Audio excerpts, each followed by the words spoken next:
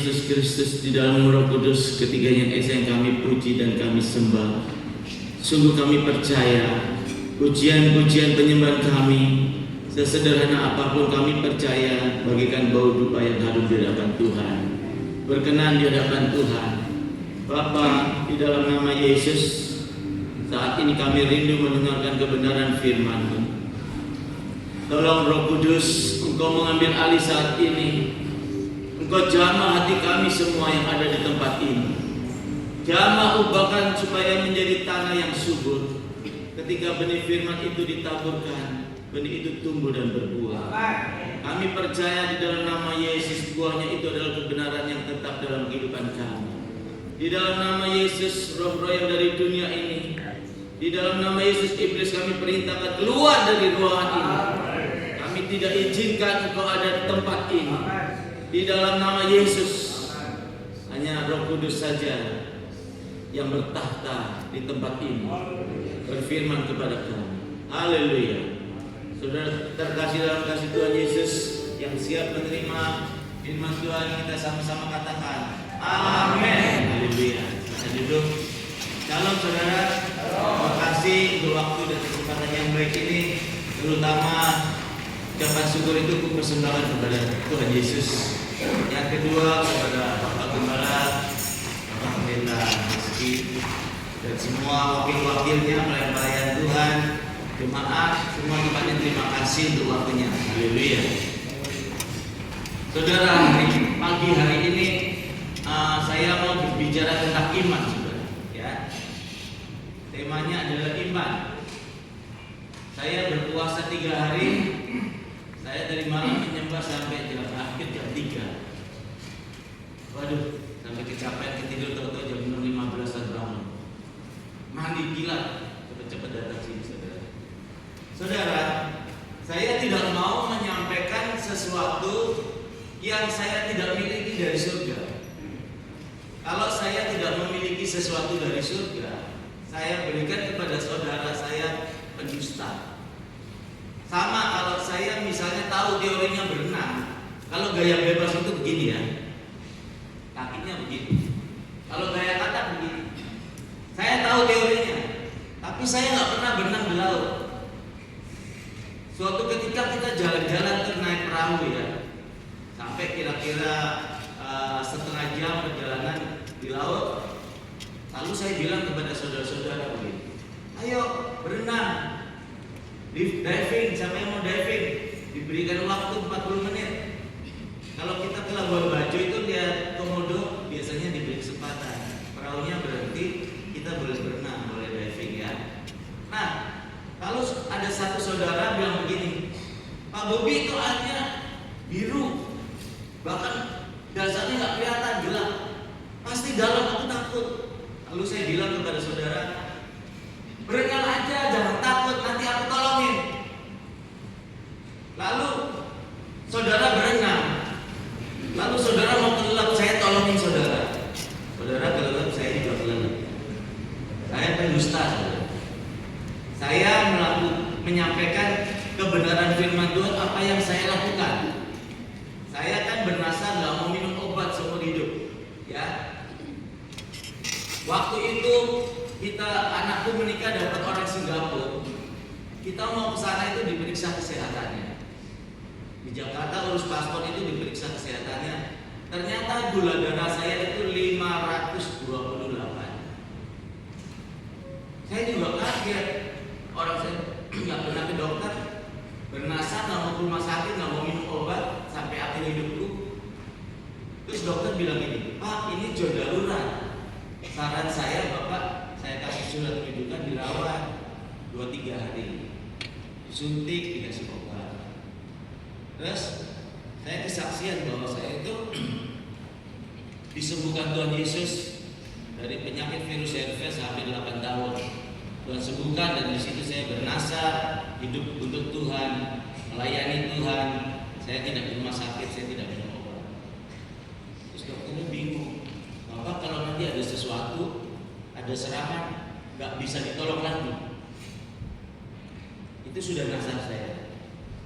Nah, saudara, waktu saya harus olahraga, Semua yang kita makan kan jadi gula, jadi aku harus olahraga. Kebetulan dulunya pemain basket. Jadi aku seminggu bisa 2 atau 3 kali main basket. Ketika main basket, tahu-tahu bumi seperti berputar, saudara. Jantung saya sakit, saya bernapas begini sakit. Jadi saya mau jatuh, lalu saya pegangan ringnya basket itu begini. Saya minta aqua. Terus salah satu teman bilang, "Om, kenapa Om? Ganti Om, ganti, jangan paksain." Enggak. Saya minum, saya main lagi. Baru 2 menit, begitu lagi saudara. Wih, dada sakit ya. Nah, ada seorang dokter yang juga ikut main basket bilang, "Pak Bobi, jangan diterusin. Saya dipandesin, Pak Bobi itu juga banyak rusak. Stop aja istirahat." Saya minum kan begini, dokter. Hemat lagi. Saya di lapangan bilang ini, "Oh Yesus, sembuhkan aku Tuhan, atau aku mati di lapangan ini." Begitu saudara. Saya main lagi, main begitu lagi sakit loh. Lari ke kiri, ke pinggir garis, cepet-cepet ambil aqua, main lagi. Itu hal itu saudara-saudara berlangsung kurang lebih 6 bulan. Saya sudah berdoa dalam nama Yesus, aku tidak sakit jantung, aku tidak sakit apa-apa dalam nama Yesus, sehat. Tapi ketika main basket selalu rasa di sini sakit dada. Buat napas itu nggak bisa. Terus bumi itu berputar, aku mau jatuh. Saudara, aku tidak tahu kapan Roh Kudus menjamah. Tahu-tahu rasa yang kurasakan itu sudah hilang. Nah, ketika aku berkhotbah di GBI Kalibata, tempat kami sekeluarga beribadah, adik iparku itu sakit. Di lidahnya ini ada daging tumbuh segini, ya. 2 profesor sudah periksa, dinyatakan akarnya seperti kebangkol, kanker ganas. Teman kami di GBI juga pendeta di Cinere, sama ada daging tumbuh di lidahnya, diperiksa profesor, kanker ganas. Dioperasi lidahnya dipotong. Gak sampai 1 tahun kankernya menjalar sampai ke seluruh tenggorokannya, meninggal. Wajar kalau adik iparku itu waktu gembala itu takut. Waktu itu saya pelayanan di Medan, dia bilang gitu, "Pastor Bobi, tolong doain aku. Aku sudah diperiksa 2 profesor kanker ganas." Pada waktu itu hari Sabtu memang kita mau pulang. Aku bilang, "Iya Dek, nanti aku doain, aku kan lagi mau pulang nih, lagi di bandara, besok aku harus khotbah. Nanti aku doain." Setelah waktu aku khotbah, Roh Kudus menghinggapi aku mengeluarkan suatu perkataan. Saya bilang gini, "Benjolan yang ada di lidahnya Pastor Andi, aku katakan bukan kanker ganas. Kalau kanker ganas, aku bayar dengan nyawa. Aku gantikan Pastor Andi nanti di neraka." Saya bilang gitu. Untuk mengatakan hal yang seperti ini, saudara, itu nggak mudah, saudara. Kita mempertaruhkan nama baik. Kalau nggak terjadi, saya malu. Saya akan dikecam. Pendeta abal-abal ini, nabi palsu ini, asal ngomong aja.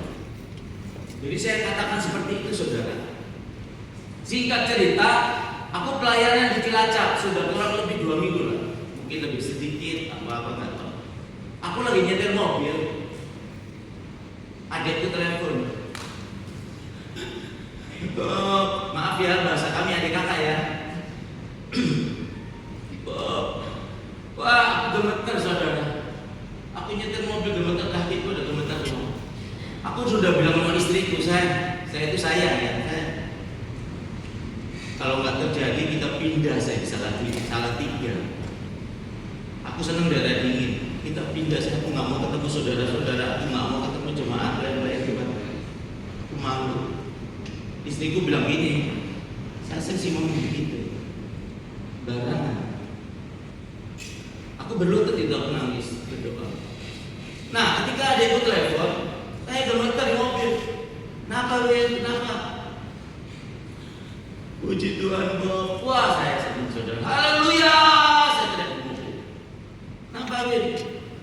Ini kan dari rumah sakit diperiksa profesor ketiga, ternyata kutil biasa kok.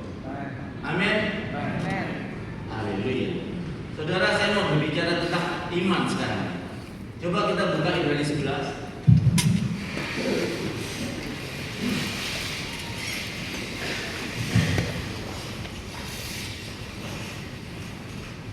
Ibrani 11 ayat ke-1.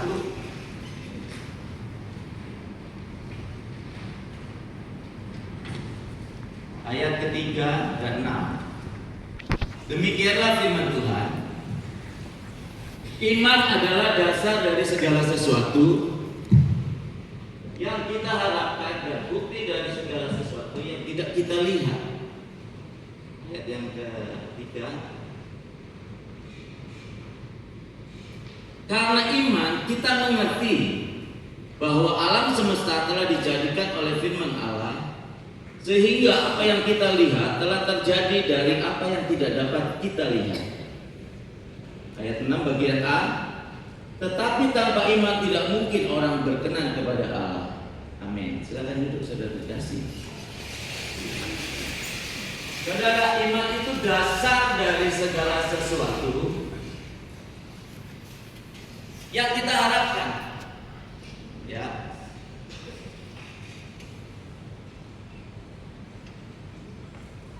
Bukti dari segala sesuatu yang tidak kita lihat. Jadi kalau kita melihat dulu, itu bukan iman, saudara. Ya. Misalnya kita mau usaha, di depan kampus ini ramai, kita jualan makanan begini.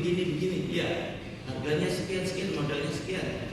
Tahun kita balik modalnya, kita jual. Itu ada dasarnya, saudara. Ya, kalau Abraham kan nggak ada dasar untuk percaya kepada Allah. Sarah itu sudah tua, Abraham sudah tua dan sudah mati head. Perempuan yang sudah mati head tidak bisa mengandung, melahirkan anak. Sampai hari ini ilmu kedokteran, teknologi yang canggih di Eropa sana mempelajari dan berusaha supaya orang yang perempuan mati head bisa mengandung. Sampai hari ini nggak bisa. Nggak ada dasar Abraham untuk percaya. Tapi Abraham tetap percaya. Makanya dari seorang perempuan yang sudah mati head melahirkan anak cucu seperti bintang di langit yang tidak bisa dihitung. Jadi iman itu, saudara, itu akan terjadi dari apa yang tidak kita lihat. Baru terjadi hal yang nyata. Firman Tuhan berkata begini.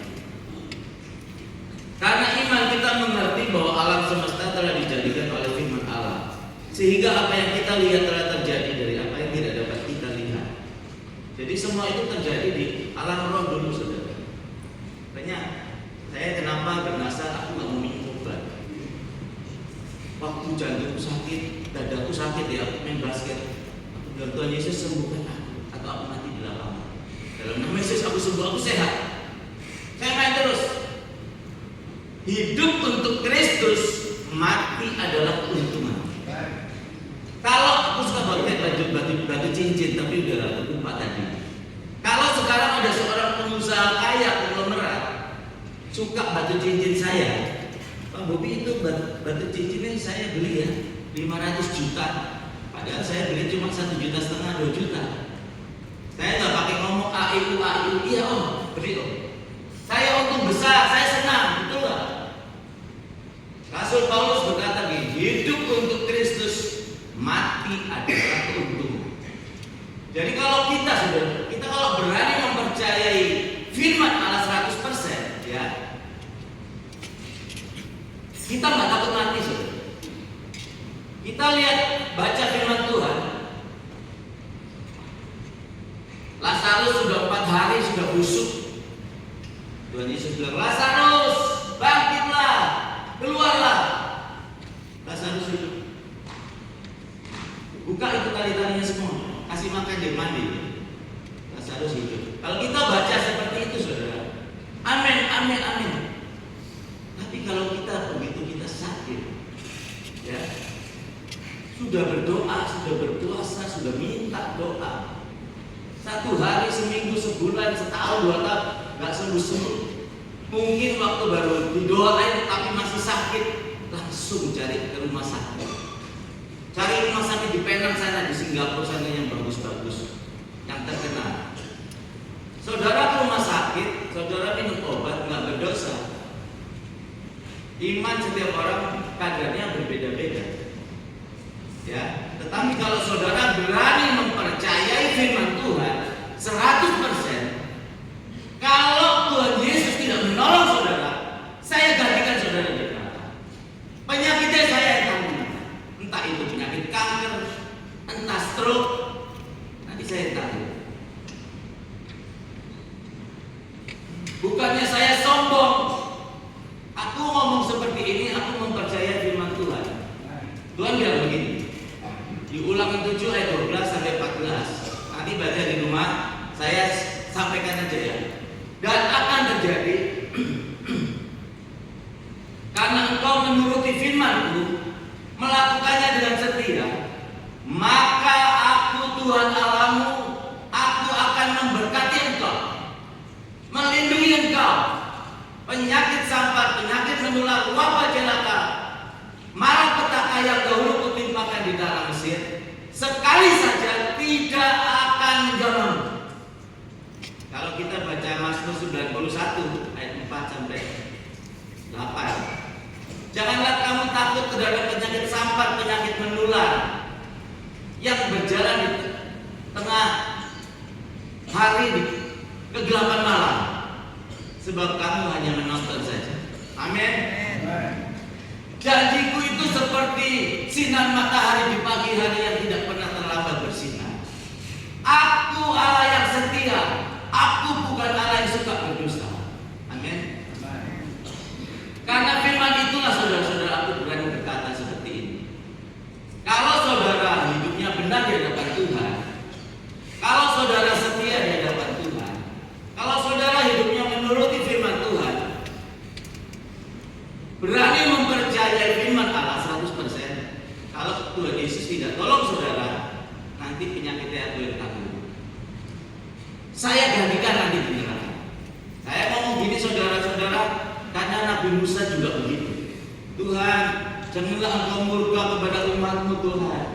Kalau engkau murka, hapuskanlah namaku dari kitab kehidupanmu.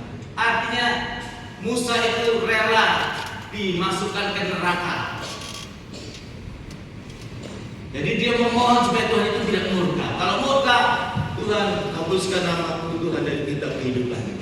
Itulah kasih yang sejati, saudara. Ya, Allah itu kasih. Coba kita buka Matius 11.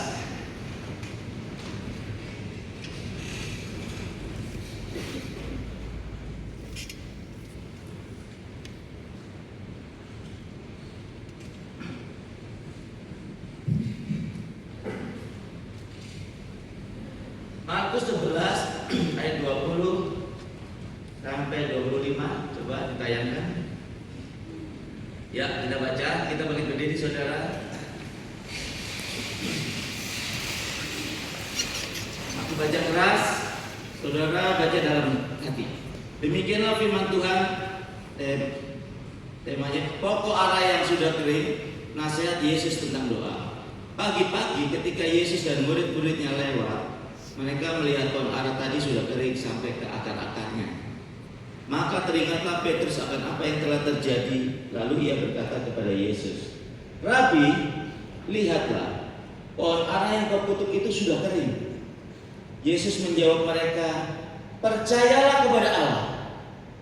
Aku berkata kepadamu, sesungguhnya barang siapa berkata kepada gunung ini, beranjaklah dan tercampaklah ke dalam laut, asal tidak bimbang hatinya, tetapi percaya bahwa apa yang dikatakan itu akan terjadi, maka hal itu akan terjadi baginya.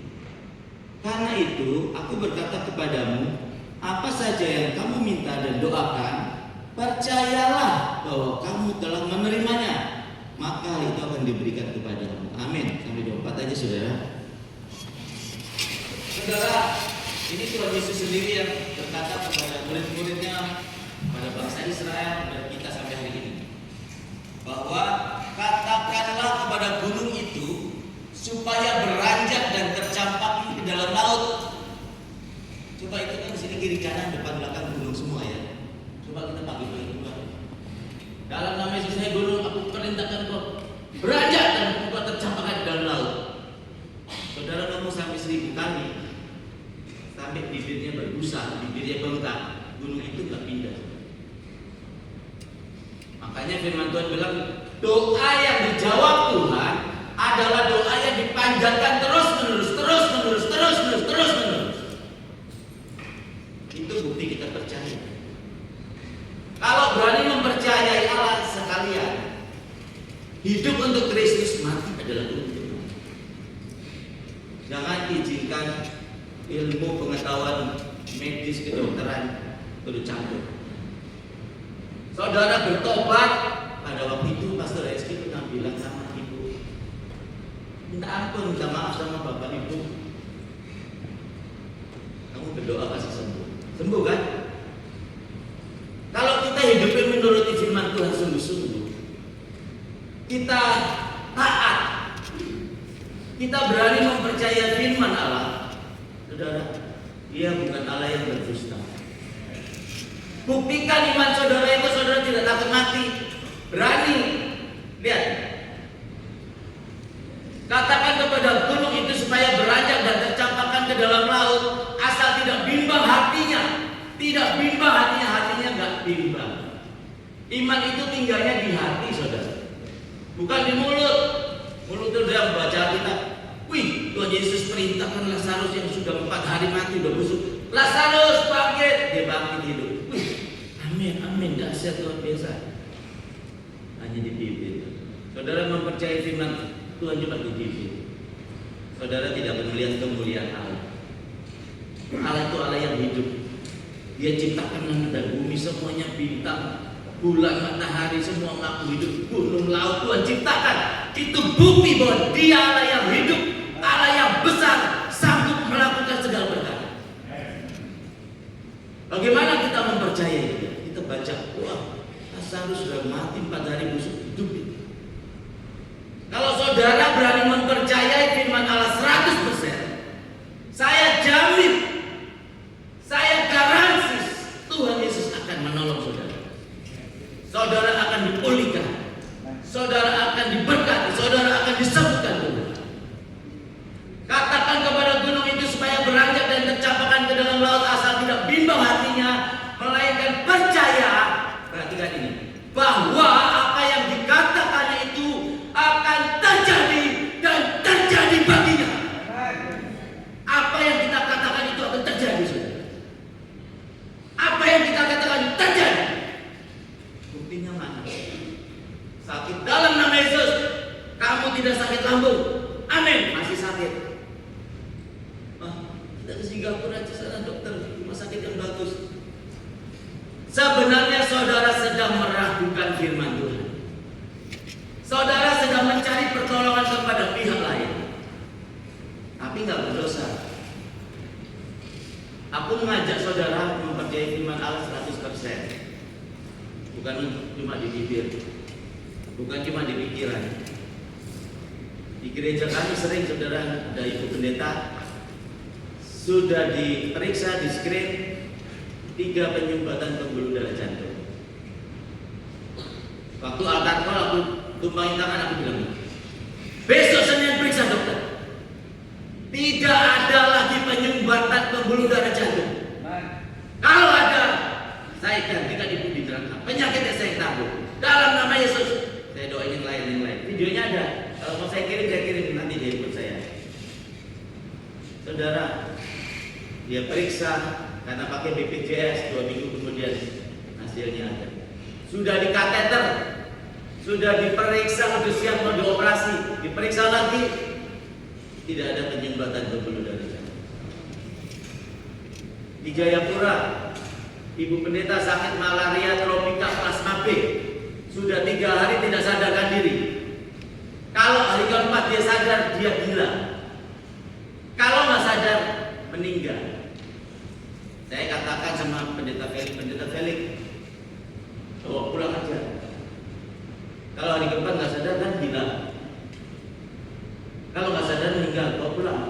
Besok aku khotbah kita berdoa. Aku juga nggak mengerti kenapa aku seberani ngomong itu, ya kan? Waktu khotbah ada seorang ibu pakai mantel double dua, ditopang kiri kanan, mungkin anaknya atau siapa. Roh Kudus seperti biasa menghinggapi aku ngomong. Aku berani mempercayai firman Tuhan. Aku berani mempercayai Roh Kudus. Roh Kudus taruh perkataan itu, saya ngomong langsung. Aku katakan kepada Ibu Pendeta Felix dalam nama Yesus, dalam darahnya tidak ada lagi virus malaria tropika plasma B. Dalam nama Yesus, besok sudah bisa. Kalau ada darahnya masih ada virus malaria tropika plasma B, ambil darahnya, masukkan ke dalam tubuh saya. Saya rela saudara mati bersama-sama. Saya menjadi gila sama-sama, saya rela demi mempercayai firman Allah. Singkat cerita, besok sore Pak Pendeta telepon saya, Pastor Bobby, bisa nggak datang ke rumah sekarang, ke pastori? Aduh, aku deg-degan saudara, manusiawi saya.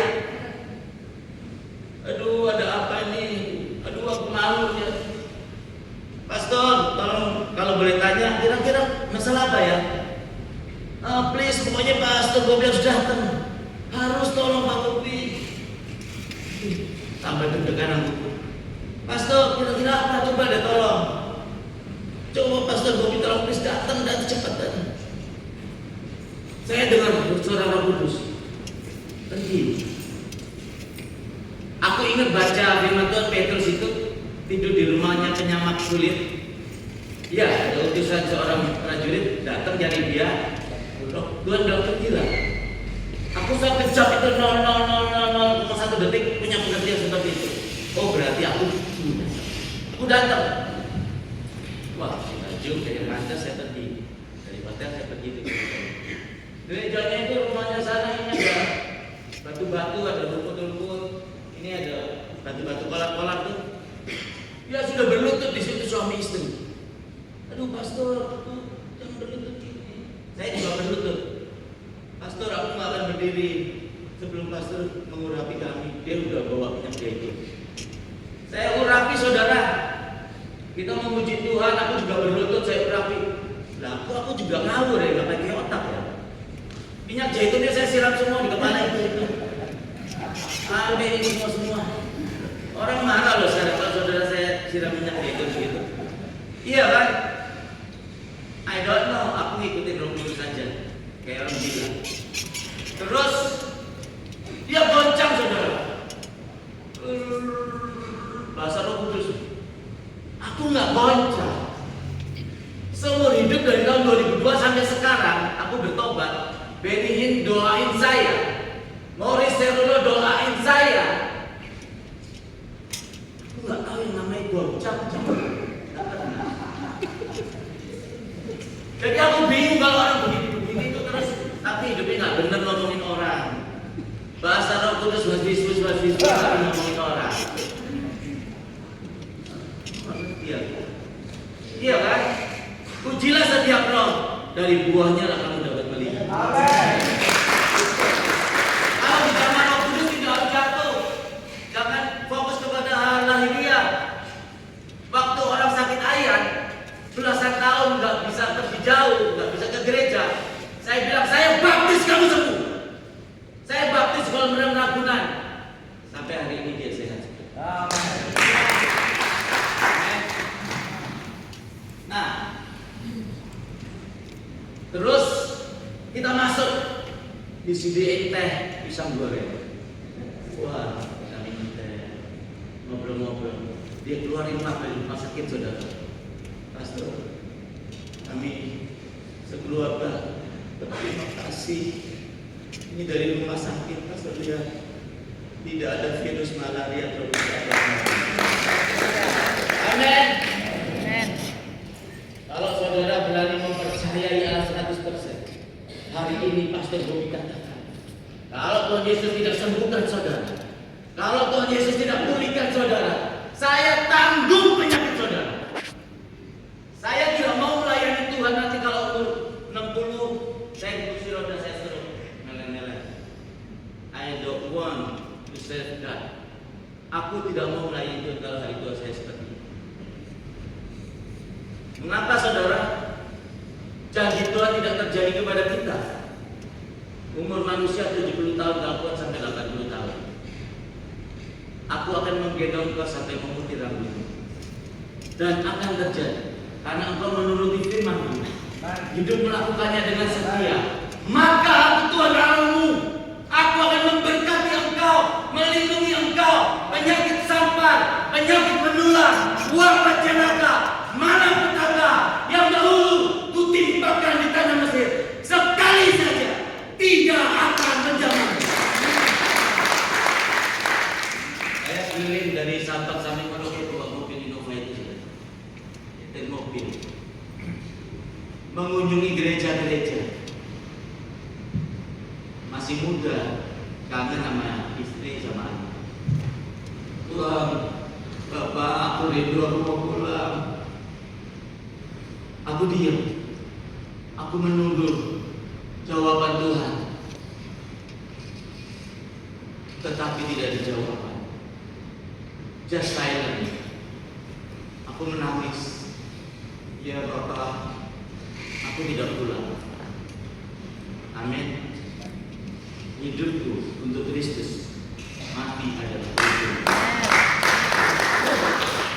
Saudara, katakan kepada burung itu supaya beranjak dan tercampakkan ke dalam laut, asal tidak bimbang hati, melainkan percaya.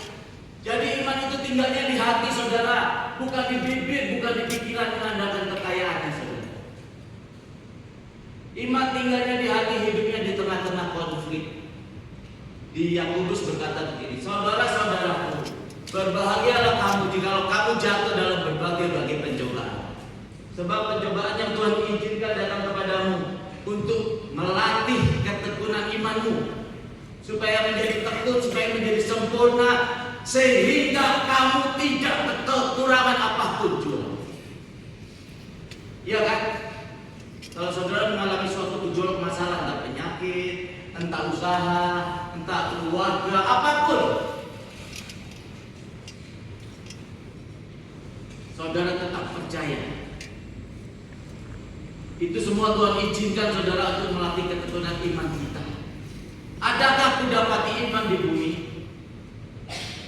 Kalau ada air aqua, diambil 92% dari sumber air gunung Pandaan di Malang, Jawa Tengah, Jawa Timur.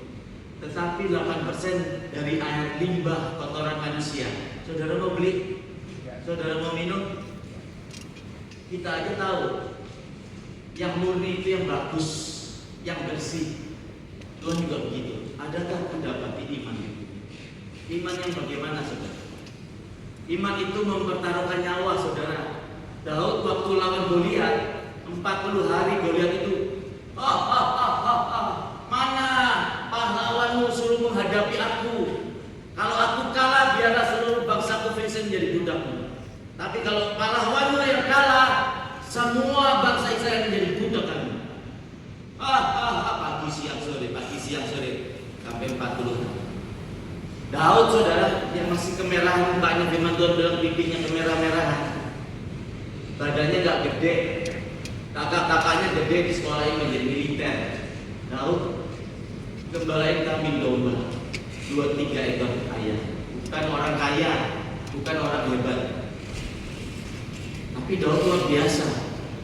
Daud juga memuji Tuhan dengan kecapinya. Tuhan adalah gembala. Ya kan? Daud suka bermazmur. Daud suka memuji Tuhan. Daud hatinya dekat sama Tuhan. Hatinya, pikirannya fokus kepada Tuhan.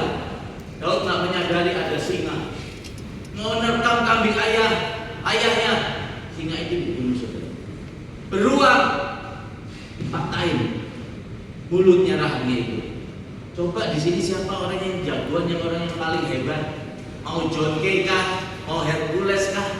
Pakai anak buah lagi 5. Coba masukin ke gua singa, taruh sama singa yang jantan itu. Coba kita mau lihat. Iya kan? Daud itu ketika kita dipenuhi Roh Kudus, ada sesuatu yang hebat dalam hidup kita. Pastor kemarin bilang, berjuang, kita dipenuhi Roh Kudus. Ketika kita dipenuhi Roh Kudus, ada sesuatu yang hebat. Saudara boleh lihat itu ya, tingginya saya udah ukur-ukur, kan satu hasta itu 45 cm dan 60 hasta, 285 cm. Pemain basket yang tertinggi di dunia 210. Itu basket tinggal begini, apalagi goliat. Ringnya basket itu 3 meter 5 cm. Jadi ini ring kepalanya Goliat. Terus kakinya ini pahanya Goliat, sepinggangnya Daud. Mata tombaknya 5 kilo. Baju jiranya 50 kilo. Pakai rokok, pakai baju jirah, pakai pelindung besi. Pengalaman tempur 10 orang, 20 orang dibakar sampai dia mati. Dia sendirian. Coba Goliat, ya ampun masih kecil begini, gak punya pengalaman. Tapi Daud berani mempercayai firman Tuhan. Dia bilang pertempuran itu ada di tangan Tuhan. Siapa yang berani menghina Allah Israel? Tuhan semesta alam. Raja, biar aku melawan dia. Singkat cerita Daud melawan. Goliat bilang, kamu kira aku anjing kah? Menghadapi aku dengan ketakutan. Dia langsung dus, gak sadar. Kalau peluru kan kecil segini saudara, nancep enggak baju segini, nancep tembus sampai ke otak-otak. Kaget langsung mati. Potong leher. Mempercayai Allah itu, ingat, iman itu mempertaruhkan nyawa. Kalau saudara belum mempertaruhkan nyawa, saudara nggak bisa dikatakan saudara punya iman. Kayak seorang hamba Tuhan, seorang gembala, udah nggak mau kerja apa-apa, khusus fokus mengembalakan domba-domba. Itu mempertaruhkan nyawa, saudara, mempertaruhkan kehidupan. Itu luar biasa. Sadrak, Mesak, Abednego, ya.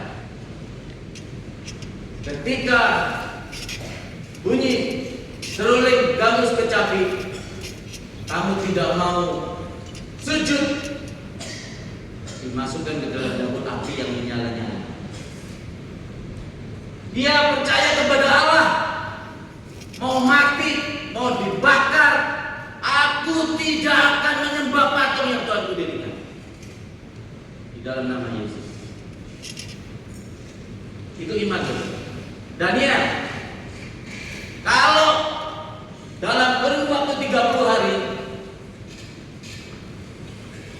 kamu menyembah Allah lain selain dewanya Raja Nebukadnezar, dimasukkan ke dalam gua singa. Daniel tetap berdoa 3 kali sehari. Dia gak takut mau dimasukin gua singa, mau dimakan singa, mau mati, gak takut. Itu iman, saudara. Iman itu mempertaruhkan nyawa. Dan di dalam iman itu ada kasih. Makanya Bapak Ibu Abraham dibilang Bapak itu orang beriman. Dia disuruh mempersembahkan anaknya yang terkasih, anak yang paling disayang, bawa ke gunung yang akan kutunjukkan kepadamu. Persembahkanlah anakku itu kepadaku di gunung itu. Dalam perjalanan 3 hari, sebetulnya Abraham punya waktu ya untuk dia berpikir, gak usah deh. Hatta dia melanggar ya, gak setia sama Tuhan. Bisa, tapi Abraham taat. Pagi-pagi benar, Abraham mempersiapkan kayunya, pisaunya, apinya, lalu anaknya dibawa. Sampai sana Ishak mau disembelih, dipersembahkan. Stop, jangan kau apa-apakan anak itu. Ku ketahui sekarang bahwa engkau hidup takut akan aku. Engkau mengasihi aku. Engkau taat. Aku bersumpah, aku akan memberkati engkau. Amin. Siapa yang mengutuk engkau akan kukutuk. Siapa yang memberkati engkau akan kuberkati. Itu saudara.